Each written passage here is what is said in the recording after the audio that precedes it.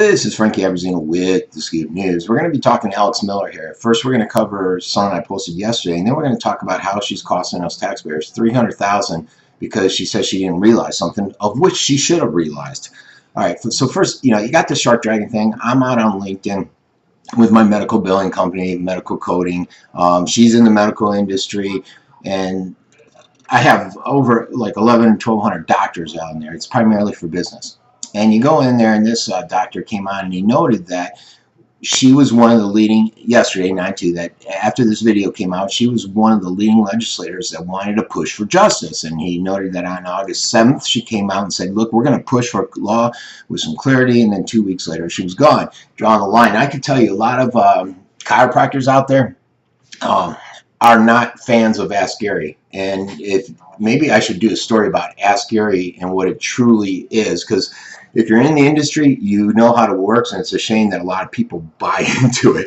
I'm not going to go into it, but it's a whole story in itself, and I'm assuming this doctor, like most of the chiropractors out there, know what it's all about. So I don't know if I'm drawing this conspiracy link there, but I think it may be a bit of a conspiracy. It may be this guy just coming out and saying something about Ask Gary because of a lot of the concerns that chiropractors and attorneys in the industry have with it.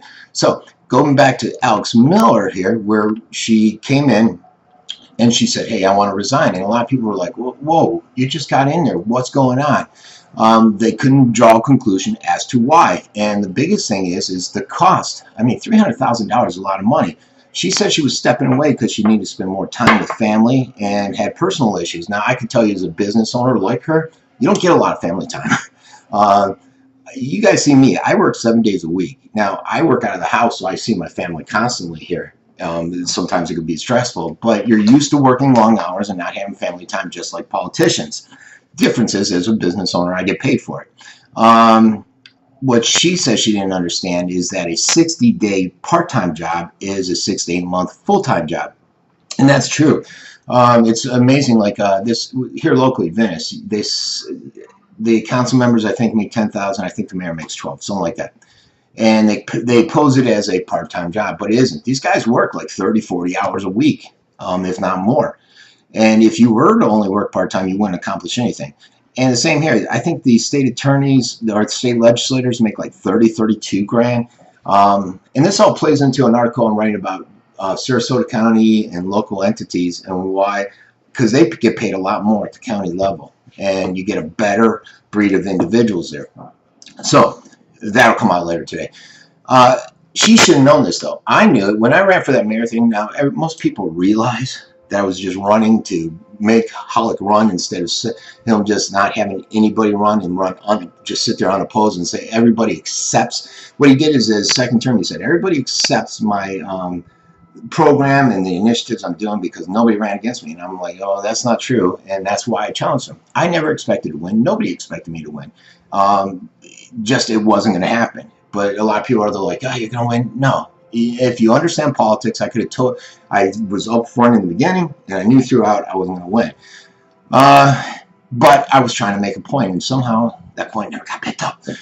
But Miller knew this going into the game, and now she's backing out. So if anything, people should be more upset with this lady.